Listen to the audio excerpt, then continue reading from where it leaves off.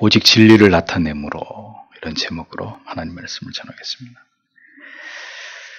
예수 그리스도의 복음을, 새 언약을 전파하는 일은 분명 구약의 율법보다 더 영광스러운 일이고, 성령의 역사로 말미암아서 영혼으로 하여금 새 생명을 얻게 하는 가장 가치 있는 일임에는 틀림이 없지만, 이 일은 복음을 전하는 사명자로 하여금 무수한 시르이와 낙심과 절망과 싸우게 만드는 그런 고단하고 치열한 일이었습니다. 사도 바울의 고백은 그가 복음을 전하는 사도의 삶을 살아가는 어간에 얼마나 많은 견디기 힘든 육체적인, 정신적인 고통과 권외를 그가 감당했어야만 했는지를 충분히 짐작하게 해줍니다. 목회의 현장은 하나님 앞에서 가장 영광스러운 자리인 반면, 그 사명을 감당함에 있어서는 여러 가지 영적인 시련과 핍박과 또 낙심과 절망이 찾아오는 자리이기도 합니다. 주에 붙드시는 은혜와 위로가 없이는 결코 인간의 의지만으로 걸어갈 수 없는 길이죠. 물론 이 점은 신자나 목회자에게 있어서 결코 다를 바가 없는 공통의 문제일 것입니다. 다만 성도 여러분은 여러분 자신의 영혼을 짊어지고 가는 것이 여러분들에게 전부라면, 목회자는 목사에게 주어진, 목회자에게 맡겨진 모든 영혼들을 하나님 앞으로 올바로 인도해야 될 사명을 감당해야 된다는 점에서 그 눌림과 책임과 사명이 결코 적지 않은 것이죠. 사도는 고린도 교회 성도들에게 복음으로 영혼을 섬기는 사람으로서 그 직분과 그 직분을 감당해 나아가는 삶에 대해서 자신이 지나온 길을 수레하면서 그것을 설명하고 있었습니다. 그래서 1절을 보면, 그러므로 우리는 하나님의 자비하심을 힘입어 이 직분을 받았으므로 낙심하지 않습니다. 이렇게 기록되어 있습니다. 자, 이 사도의 고백 속에서 우리가 생각해 볼 수 있는 것은 이것입니다. 복음 전도자는 누구냐? 복음 전도자는 어떤 사람이냐? 그는 첫째로 하나님의 긍휼하심을 입은 사람이다라는 겁니다. 사도의 이 말의 의미는 죄인 중에 괴수였던 자신에게 예수 그리스도께서 찾아와 주신 그 긍휼이 여기심, 그 그리스도의 자비를 말하고 있는 것인데, 다메섹 도상에서 그의 앞길을 막으시고 그가 진행하고 있던 모든 삶의 방향을 송두리째 틀어서 복음을 위한 사도로 그를 불러주신 그 크신 긍휼과 사랑과 은혜 때문에 바울이 사도가 된 것을 사도가 이렇게 고백하고 있었던 것입니다. 그러니까 먼저 자기 자신이 하나님의 큰 긍휼을 경험했다는 거죠.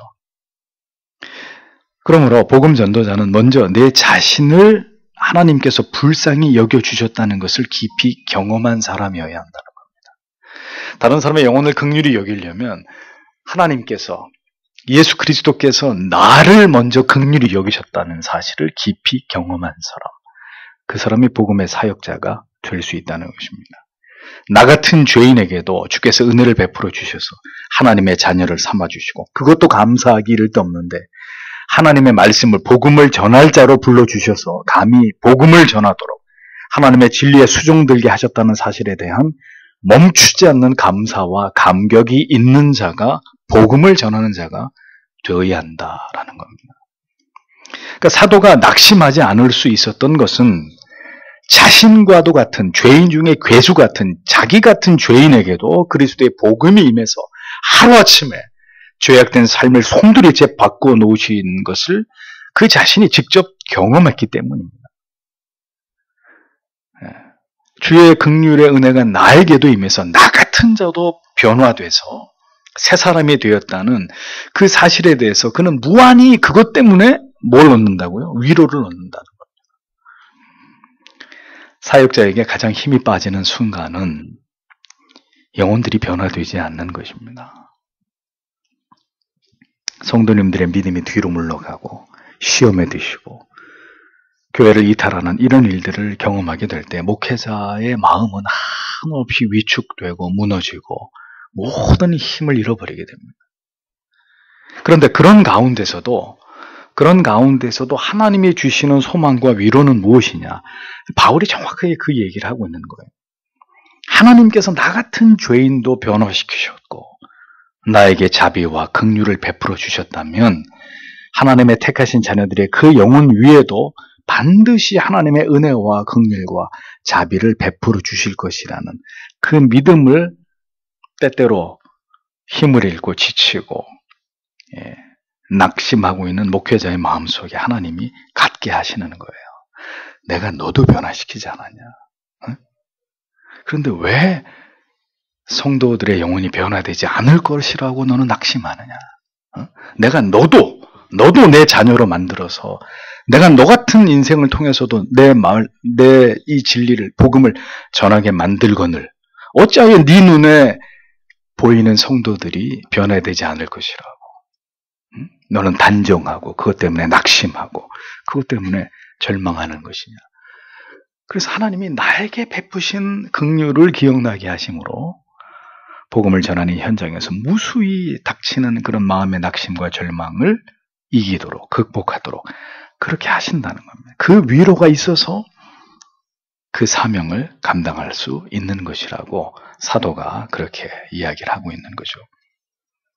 그 소망과 믿음이 없다면 누구도 영혼에게 복음을 전하고 영혼이 변화되기를 고대하는 마음으로 목회를 이어갈 수 있는 사람은 아무도 없습니다.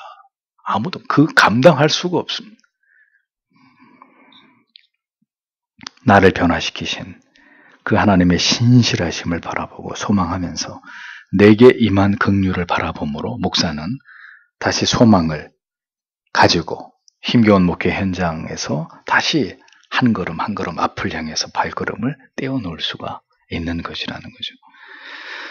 누군가 복음으로 온전히 변화되어야 될 사람이 분명히 여러분의 가정에도 여러분들의 주변에도 반드시 존재할 것입니다. 그래서 때때로 여러분들의 마음이 그 사람 때문에 마음이 무너지고 낙심과 절망이 몰려올 때도 분명히 있을 것입니다. 어찌 저렇게 복음을 외면하고 내 마음을 이렇게 몰라주나 원망과 불평이 생겨날 때도 있을 것입니다. 그러나 그때마다 그 변화되지 않는 영혼을 바라보지 마시고 오늘에 이르기까지 하나님이 나를 어떻게 변화시켜 오셨는지, 나에게 어떤 은혜를 베풀어 주셨는지를 생각하시면서 그렇게 나를 만들어 가신 그리스도를 바라보셔야 합니다. 그 하나님의 무한하신 사랑과 자비와 긍휼과 오래 참으심을 묵상할 때 우리에게 몰려오는 낙심을, 절망을 이길 수 있는 거죠. 극복할 수 있는 것입니다. 주께서도 그렇게 복음을 받아들이지 않는 자들을 향해서 어떻게 계속해서 그렇게 복음을 또 전하고 또 전하실 수 있었는지를 생각해 보십시오. 그러니까 결국 지금은 저들의 무지함 속에서 극렬히 이 복음을 반대하지만 내가 이제 죽고 부활해서 하나님께로 돌아가고 이제 성령이 오시면, 그래서 내가 저들에게 전했던 모든 복음의 말씀이 그 성령께서 기억나게 하고 생각나게 하실 때 마침내 그들이 다 회개함으로 예수 그리스도를 나를 구주로 믿게 될 것이다. 주님은 그 멀리를 내다보시는 거예요. 지금은 온갖 핍박과 조롱과 멸시를 당했지만 그럼에도 불구하고 계속 그들에게 또 복음을 전하고 또 이적과 기사를 행하고 또 복음을 그렇게 할 수 있었던 이유는 지금은 그렇지만 먼 훗날 이 복음을 통해서 하나님께로 돌아오게 될, 결국은 변화될 그 영혼들의 미래를 주님은 보고 계셨기 때문이라는 거죠. 우리도 소망 가운데 나를 변화시키시고 바른 믿음의 길로 하나님께서 내 인생을 여기까지 인도해 오신 것처럼 그들의 영혼도 하나님께서 반드시 올바른 믿음의 길로 인도하실 것이라는 것을 믿고, 그래서 우리는 낙심해서는 안 되는 거예요. 포기해서는 안 되는 것입니다. 내게 임한 은혜가 크면 클수록 우리는 더 오래 인내할 수 있는 거예요. 더 낭망하지 않을 수 있고 하나님께 소망을 두면서 모든 어려움들을 이겨나갈 수 있다는 것을 여러분들은 절대 잊어서는 안 됩니다. 사람 때문에 낙심이 몰려올 때 잊어버리지 마십시오. 그 순간은 나에게 임했던 하나님의 긍휼과 자비와 은혜를 더 깊이 생각하고 그것을 떠올려야 될 때다라는 그 사실을 여러분들 분명히 기억하셔야 됩니다. 사도는 이어서 말합니다. 2절에 그러나 우리는 부끄럽기 때문에 숨겨두었던 일들을 버렸으며 간교하게 행하지 않고 하나님의 말씀을 왜곡하지도 않습니다. 오히려 진리를 드러냄으로써 하나님 앞에서 각 사람의 양심에 우리 자신을 거리낌 없이 내세웁니다. 라고 기록하고 있습니다. 자, 이 사도가 얘기하는 사도론의 핵심이 여기서 또 이렇게 선명하게 나타납니다.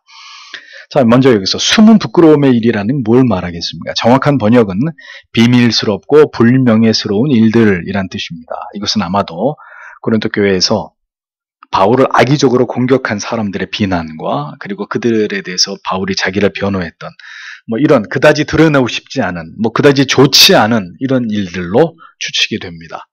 이렇게 드러내고 자랑하고 싶지 않은 그리고 성도와 사도가 서로 이렇게 변론하고 싸워야만 했었던 이 문제를 이야기하는데 이제 사도가 뭐라고 얘기합니까? 그 부끄러웠던 그 좋지 않은 아픈 기억을 어떻게 했다고요?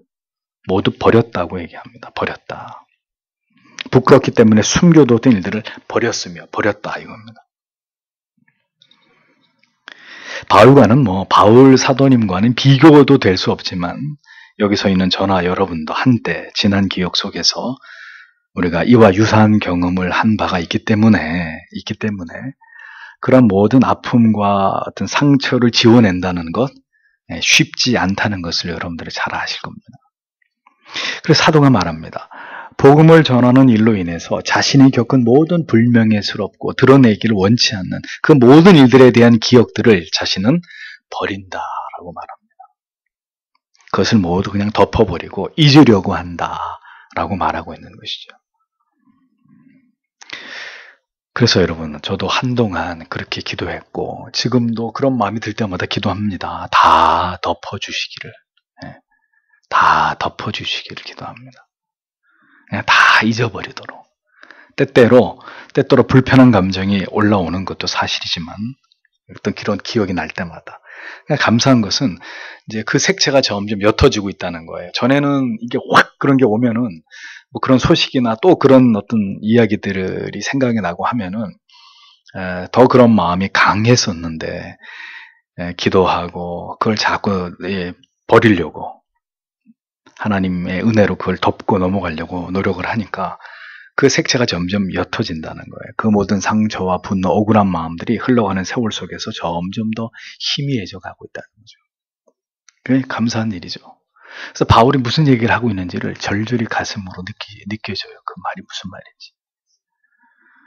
사도는 그렇게 불명예스러운 그런 어떤 사실 자기가 부끄러울 일은 아니지만 그래도 그런 일들을 자기는 버린다 이렇게 얘기를 했습니다. 그렇게 그 문제를 해결하려고 노력했다는 거죠. 다음은 그 자신이 그런 어려움 속에서 괴유를 행치 않았다고 말합니다. 괴유이란 말은 교활함, 속임수라는 뜻인데 또 혼잡하게 하다라는 그런 의미도 있습니다. 근데 이 말의 문자적인 의미는 고기를 유혹하기 위해서 미끼를 사용한다는 이런 의미예요. 그러니까 아주 교활하게 뭔가를 왜곡시키면서 거짓으로 뭔가를 속인다는 뜻입니다. 더 구체적으로 얘기하면 하나님의 말씀을 전하면서 장사꾼처럼 돈을 벌기 위해서 사람을 속이는 행위를 뜻합니다. 사도는 자신들은 괴율과 그 다음에 말씀을 혼잡하게 하지 않았다 이렇게 말합니다. 말씀을 혼잡하게 하지 않았다. 이 말은 당시에 자기 이익을 위해서 거짓된 복음을 전한 당시의 거짓 교사들을 염두에 두고 한 말이죠. 장사꾼처럼 교묘하게 말을 속여요. 속이고 없는 말을, 성경에 없는, 진리에 없는 말을 만들어내고 이렇게 해야 복을 받는다는, 이렇게 해야 잘 산다는, 자녀가 축복을 받는다는 등 누가 그랬냐? 누가 그런 일들을 잘했느냐? 사도 바울 당시의 거짓 교사들. 성경에 이것을 전문적으로 잘했던 사람들이 누굽니까? 구약의 거짓 사도들, 구약의 거짓 선지자들, 신약의 거짓 사도들이나 거짓 교사들, 모두 뭡니까? 싹꾼들이죠, 싹꾼들. 자기들의 이익을 위해서 이 자리에서 하나님의 말씀을 악용하는 사람들입니다. 예배당 지어야 된다고. 그래서 다들 작정해서 헌금하게 만들고, 그래 바쳐야 자자손손 복이 온다.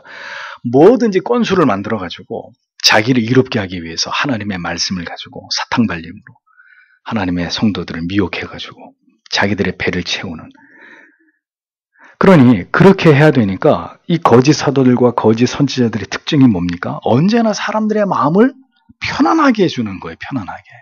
네. 아니 마음이 불편한데 누가 물질을 황금을 갖다 바쳐요. 마음을 편안하게 해주고 자꾸 복을 빌어주고 잘 된다 그러고 만사형통이라고 얘기해줘야 갖다 바치지. 그러니까 괴율과 사람의 마음을 혼잡하게 하는 그런 말들을 가지고 물질을 갈취하는 것입니다. 언제나 거짓 위로와 평화와 축복을 전하면서 죄를 덮어주는 대가로 그들은 부와 안위를 얻었습니다. 사도는 이미 이러한 고백을 통해서 자신들이 그런 거짓 사도나 교사들과 무엇이 다른지를 밝히고 있습니다. 우리는 그런 괴hul과 하나님의 말씀을 속이는 혼잡하게 하는 장사꾼이 아주 교묘한 말로 사람들을 호리는 하나님의 말씀을 가지고 우리는 그런 장난을 친 일이 없다. 사도가 이렇게 이야기하고 있는 거예요. 그러면 사도는 뭘 했느냐? 우리는 그런 걸 하지 않았다. 그럼 뭘 했느냐? 사도는 얘기합니다. 자신들은 진리를 숨기지 않고 밝히 드러내기 위해서 노력했다고 강조합니다. 진리를 분명하고 명확하고 선명하게 드러내므로 모두가 양심을 통해서 명확하게 자신들을 바라볼 수 있도록 자기는 그렇게 노력했다. 여기서 천거하다라고 번역된 말은 함께 피차에 함께 봄으로써 확증하다 이런 뜻입니다. 그러니까 정확한 복음, 죄를 선명하게 드러내고 돌이켜 회개함으로 구원을 얻게 하는 이 진리를 명백하게 증거함으로 그대나 나나 복음을 전하는 우리 사도들이나 우리의 선한 양심이 그 말씀 앞에서 아하, 과연 이것이 복음이로구나, 이것이 진리로구나, 이것이 하나님의 뜻이로구나 라고 깨닫도록 그것을 확증하도록 그렇게 오직 진리를 전하는 일에만 자신들은 최선을 다했다고 증언하고 있습니다. 사도의 가장 중요한 직무가 뭐라는 거죠? 오직 진리의 말씀을 성도의 양심에 호소하는 일이다 라고 사도가 밝히고 있는 것입니다. 잘 될 겁니다. 복 받으세요. 위로하고 용기를 주고 그거는 부차적인, 그거는 성경에 거의 말씀하고 있지도 않아요. 성경이 얘기하는 사도의 직무가 뭐냐? 오직 진리의 말씀을 가지고 그것을 성도의 양심에 호소하는 일. 이게 하나님의 말씀이 아닙니까? 이게 죄가 아닙니까? 이게 주의 뜻이 아닙니까? 그걸 밝히는 일이라는 거. 그게 사도의 직무라는 거예요. 이것이 모든 설교자들의 가장 중요한 책임이고 사명이라는 것입니다. 하나님의 진리의 말씀을 모두의 각자의 양심에 비추어 보게 하므로 하나님의 뜻을 명확하게 분명하게 깨달아 알아가도록 하는 것. 그것이 사도의 사명의 본질이고 가장 중요한 부분이라는 것을 사도는 천명하고 있었습니다. 오직 진리를 나타내는 것. 그것은 어떤 다른 사명보다도 하나님의 말씀을 맡은 자들에게 가장 중요한 핵심이라는 것을 잊어서는 안 됩니다. 목사가 사랑이 아주 많아요. 정말 인품이 훌륭해요. 그리고 선한 일도 굉장히 많이 하고 모든 면에서 본이 돼요. 그런데 딱 하나, 오직 진리를 전하지 않아요. 모든 것에선 다 부족함이 없는데 앞뒤를 봐도 어디를 봐도 목회자가 전혀 부족함이 없는데 인품으로구나 다 온유하고 겸손하고 다 좋은데 진리를 전하지 않아요. 그러면 그 설교자는 빵점이에요. 빵점.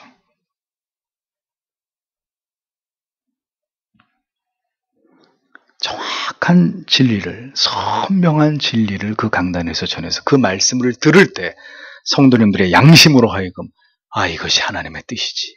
이것이 하나님의 말씀이지. 이것이 하나님이 지금 나에게 하고 계시는 하나님의 음성, 하나님의 뜻이지. 그 일을 하나님의 말씀을 통해서 오직 진리를 통해서 설교자가 하나님의 말씀을 선포할 때 그것을 바르게 행하지 못하면 그 사람은 하나님이 세운 설교자가 아니에요. 그 사람이 아무리 학식적으로 훌륭하고 신학 박사학위가 있고 그 외에 모든 자랑할 만한 많은 요소들을 완벽하게 구비하고 있다 할지라도 그는 하나님이 세운 진리의 종이 아니에요. 오직 진리를 나타내는 것. 그것은 어떤 다른 사명보다도 하나님의 말씀을 맡은 자들에게 가장 중요한 핵심이라는 것을 잊어서는 안 됩니다. 모든 목회자들은 교회와 성도님들에게 하나님의 말씀을 명백한 진리를 선포해서 참된 복음을 듣고 그래서 올바른 믿음을 갖게 하는 일에 최선을 다해야 되고, 성도 여러분들은 목회자로부터 다른 어떤 것보다도 오직 진리를 듣고 알고 배우는 일에 집중해야 된다는 사실을 잊어서는 안 됩니다. 그럼 목회자에게 다른 걸 요구하면 안 돼요. 무슨 그 진학 지도를 받는다든지, 목사한테 무슨 취업 지도를 받는다든지, 무슨 그 결혼의 중신을 뭘 해줄 수도 있어요. 그건 목사가 안 한다는 게 해줄 수도 있는데, 그게 목사의 전업이 아니란 말이에요. 내 사명이 아니란 말이에요. 목사에게 가장 중요한 것은 진리의 도를 전하는 것입니다. 그런데 여기서 여러분 잊지 말아야 되실 사실은, 그 진리를 수납하는 도구가 뭐냐, 그 진리를 수납하는 우리 편에서의 도구가 뭐냐, 우리의 이성도, 우리의 감정도 아니라는 거죠. 성경은 뭐라고 얘기합니까? 양심이라고 얘기합니다. 양심. 진리를 수납하는 도구가 뭐냐? 우리의 양심이라는 거예요. 그래서 바울이 얘기합니다. 선한 양심을 가지라. 선한 양심을 가지라. 그 얘기는 뭐죠? 하나님의 진리의 말씀에 민감하게, 정직하게 반응할 수 있는 양심을 계속 유지하고 있어라. 그런 뜻입니다. 왜요? 그게 내 영혼이 사는 길이니까. 그러니까 타락한 인간이라 할지라도 여전히 진리를 분별하고 죄책을 느끼게 하는 그 진리를 감지하는 핵심부는 뭐냐? 양심입니다.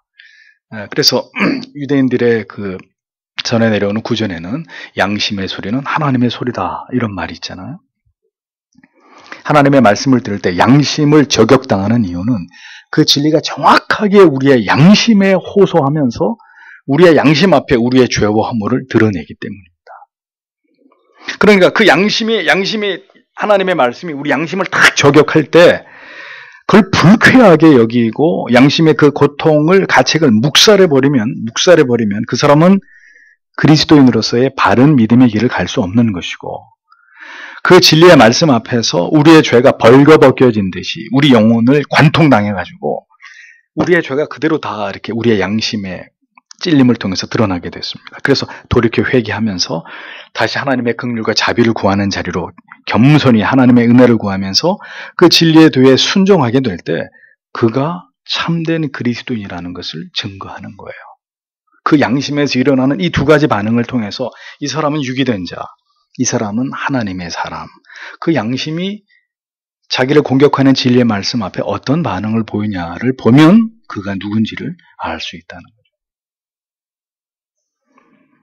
사도는 자신이 전하는 진리가 하나님과 모든 사람들 앞에서 너무나 분명하고 확실한 명백한 진리가 틀림없노라고, 그건 우리의 양심이 그것을 증언하는 바라고 공언하고 있습니다. 목회자는 이 자리에서 하나님의 말씀을 전할 때 그 양심에, 오늘도 목회자, 설교자 자신이 선포하고 있는 이 말씀이 하나님 앞에서 추워도 틀림이 없는 분명한 진리라는 것에 대한 책임과 확신이 있어야 합니다. 내가 지금 하나님의 말씀을 등에 업고 교묘히 성도들의 호주머니를 뜯어내고 있다, 양심에 그런 가책이 드는데도 그 짓을 하고 있는 사람은 뭐라고요? 목사가 아니고 싹군이다. 하나님의 말씀을 전하는 자나 듣는 자가 모두 양심의 감시를 피할 수가 없어요. 여러분만 양심의 가책을 느끼는 게 아니라 이 설교를 하고 있는 목사 자신도 양심의 가책을 받아요. 너는 그렇게 안 살면서 그따위 설교를 하고 있냐? 목회자 자신도 양심의 찔림을 받는 거예요. 너는 지금 내 말을 가지고 네 얘기를 하고 있는 거 아니냐? 너 지금 장난치고 있는 거 아니냐? 여러분만 양심의 하나님의 말씀이 저격을 당하는 것이 아니라 목사가 자기 양심을 속이면서 설교를 하면 설교를 하는 중에 자기 양심도 공격을 받는 거예요. 그래서 양심이 살아있고 하나님의 존전에서 두려움을 느끼는 자는 절대로 말씀을 가지고 장난을 칠 수가 없는 겁니다. 자기가 하고 싶은 말을, 자기에게 이익이 되는 말들을, 말씀을 등에 업고 교묘하게 성도들에게 전하는 유에 이런 두려운 일들을 감히 할 수가 없는 거예요. 이 자리에 서서. 양심이 깨어있고 하나님의 불꽃 같은 시선을 의식하는 성도는 결국 자기의 양심을 통해서 들려오는 하나님의 말씀을 외면할 수 없습니다. 핑계할 수 없고 변명할 수 없는 거예요. 양심에서 들려오는 소리인데. 그래서 여러분 불택자의 특징이 뭐죠? 화인 맞은 양심이다. 들어보셨죠? 성경에는 나오는 표현. 화인 맞은 양심이다. 이게 무슨 뜻입니까? 양심에 화인이 맞아가지고 양심이 죽어버렸어요. 양심이 제 기능을 하질 않아요. 양심이 딱 하나님의 말씀 앞에서 그렇지 하고 깨닫고 찔리고 돌이키고 회개하고 순종하고 양심이 반응을 해야 되는데 양심이 화인을 맞아가지고 양심의 기능이 죽어버린 거예요. 그러니까 뭐 어떤 말을 들어도 전혀 양심의 반응이 없고 어떤 죄를 지어도 양심에 전혀 죄책이 느껴지지 않는 그게 뭐예요? 화인 맞은 양심. 누구의 양심? 유기된 자들의 양심이에요.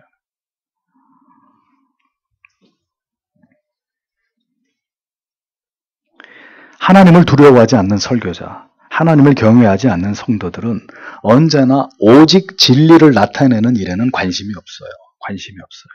그냥 사람의 비율을 맞추고 교회를 빨리 성장시키고 사람을 두려워하고 이 설교하면은 저 헌금 제일 많이 내는 저 성도가 교회를 나가겠지. 사람을 두려워하고 의식하고 언제나 인간의 감정과 판단에 충실하게 됩니다.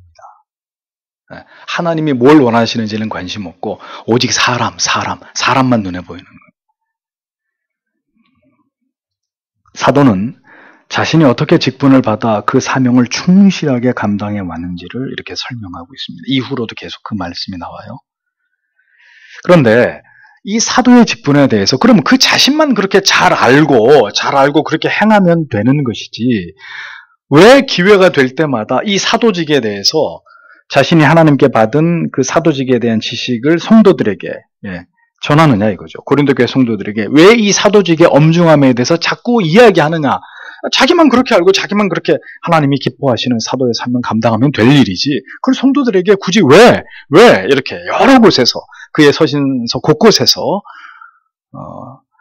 이런 사도론에 대해서 그가 이야기하고 있느냐 하는 것입니다. 그 이유가 뭘까요? 이유는 한 가지입니다. 왜요? 분별하라는 것입니다. 분별. 그 사도라는 직분 자체도 초대교회 안에서 그들도 처음 보는 직분이잖아요.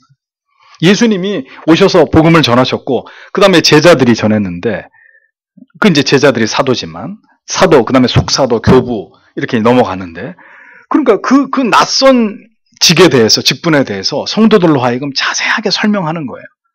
그러니까 그 직분을 이해 못하고 특별히 바울 같은 경우는 더더군다나 네가 무슨 사도냐 예수님의 직속 사도도 아니면서 사도권을 의심받고 뭐 이런 여러 가지 복잡한 문제 속에서 사도는 자꾸 자기가 알고 있는 하나님의 말씀을 통해서 깨달은 이 사도직에 대해서 설명하면서 분별하라는 거예요. 뭐가 복음인지 누가 진정한 사도인지 진정한 교회란 무엇인지 참된 성도란 어떤 사람들인지 계속 이런 이야기들을 하면서 하나하나 깨달아가라는 거죠. 믿음은 지식이거든요. 하나하나 알아가는 거예요. 알아가는. 성경에 말하는 그것을 그 진리의 가치를 깨달아가는 거거든요. 바울이 그걸 설명해 주는 거예요. 왜 그러냐면 오늘의 판단의 잣대는 어리석게도 번번이 우리 자신이 될 때가 많거든요. 우리가 하나님을 믿고 성경을 안다고 하면서도 이사야 말씀을 통해 계속 설교하고 있습니다만 내가 가장 옳다는 생각을 이 시대 그리스도인들조차도 버리지 못해요. 그거는 목사니까 하는 얘기고 난 내 생각은 그렇지 않아. 나는 이게 맞다고 봐. 우리 시대의 그리스도인들조차도 내가 옳다, 내 생각이 맞다 이 고집을 좀처럼 못 내려놓는단 말입니다. 근데 기준은 여러분이에요. 기준은 목사도 아니에요. 엄밀히 얘기하면. 기준은 뭐예요? 우리의 유일한 기준은 뭐예요? 성경이에요. 성경. 그러니까 여러분이 개별적으로 말씀을 듣고 내 생각은 이렇다 저렇다가 중요한 게 아니에요. 오늘 목사가 성경을 올바로 설교했느냐? 그러면 그것은 분명히 성경이 하나님의 말씀이 맞을 터이고 그 하나님의 말씀이 내가 듣고 순종해야 될 기준이다. 라고 이것을 받아야 되는 거죠. 그러니까 성경이 말씀하고 있는 바가 모든 신앙의 표준이고 원리입니다. 이것은 모든 시대를 초월해서 우리가 배우고 그리고 가르쳐야 될 하나님의 말씀이라는 거죠. 그러니까 사도의 직분에 대한 올바른 이해가 성도님들의 신앙에 미치는 영향이 적지 않았기 때문에. 왜요? 이걸 몰랐으니까 거짓 교사들, 거짓 사도들이 판을 쳤고 그 말에 미혹돼가지고 고린도 교회 성도들이 얼마나 혼란을 겪었습니까? 그랬던 시대에도 사도는 힘주어서 자기의 사도직을 수행하는 그 정신의 바탕과 원리를 뚜렷하게 설명하면서 이렇게 하지 않는 사람들은 사도가 아니다. 그대들 앞에서 다 사도인 척 하면서 복음을 전하고 복 받으라 그러고 다 잘 된다 그러고, 그런데 저 바울 저놈은 사도가 아니라고 이런 얘기들을 늘어놓는데, 여러분들이 지금 내가 아는 이 사람이 사도다라는 것을 분명히 알아야 그런 말들을 가지고 여러분들을 미혹하고 현혹할 때, 저 사람은 사도가 아니구나. 저 사람이 얘기하는 복음은 그렇기 때문에 복음이 아니구나. 진리가 아니구나. 하고 판단해서 여러분들의 영혼을 스스로 지킬 수 있을 것이 아니냐. 하고 바울이 그런 취지에서 사도 직분에 대한 지식을 이렇게 성도들에게 이야기하고 있었던 것입니다. 자기를 잘난 체하려고 하는 게 아니라.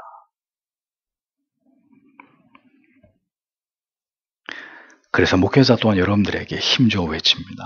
성경을 통해서 다 필요 없어요. 오직 성경을 통해서.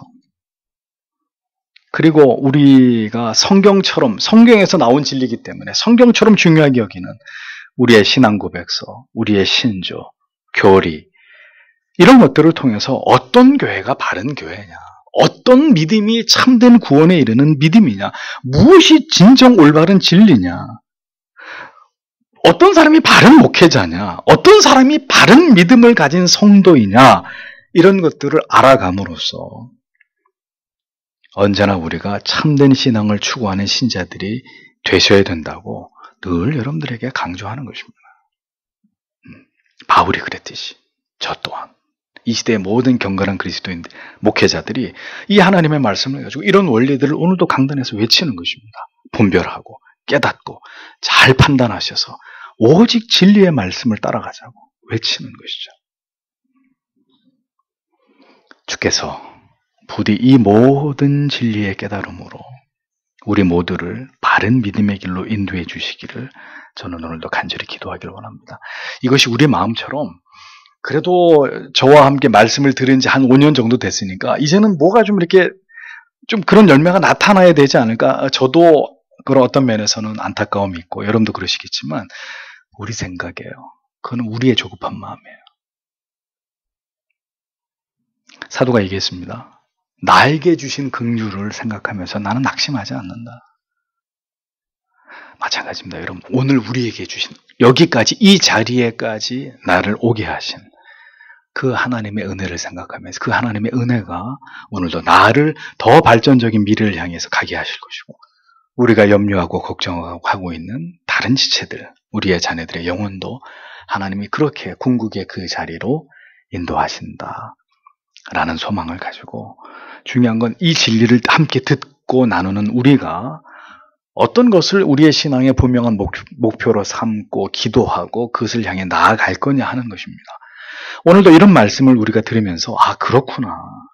사도는 그렇게 해야 되는 것이고 성도는 그렇게 그것을 쫓아가고 따라가고 응원해야 되는 것이, 그게 맞는 거구나. 여기에서 우리가 이 진리 앞에서 우리가 이견이 없다면 그럼 되는 것이죠. 그럼 감사한 거죠. 이런 말씀을 함께 나누면서 우리는 계속해서 그곳을 향해 가려고 할 것이기 때문에, 또 하나님께서 그렇게 진행해 가도록 우리를 도우실 것이기 때문에 오늘도 이 말씀을 생각하시면서 주님, 우리의 믿음이 그것을 지향하도록 여기 서 있는 목회자와 여러분 모두를 오늘도 성령께서 붙드셔서 그 믿음의 길로 진행해 나가도록 도와주시기를 이 밤에도 기도하기를 원합니다. 더불어서 이 나라와 이 민족도 하나님이 긍휼히 여기셔서, 여러분 보세요. 뭐가 잘 되는 것 같다가도 이렇게 어렵잖아요. 어렵다고요. 그렇습니다. 기도하라는 거예요, 우리한테. 절대로 사람 의지하지 않고 뭐가 잘 될 것이다 이렇게 아니란 생각하지 말고 철저하게 하나님을 바라고 의지하고 기도하라는 것이거든요. 오늘도 나라와 민족을 위해서 기도하시는 것을 잊지 않으시길 바랍니다. 기도하겠습니다.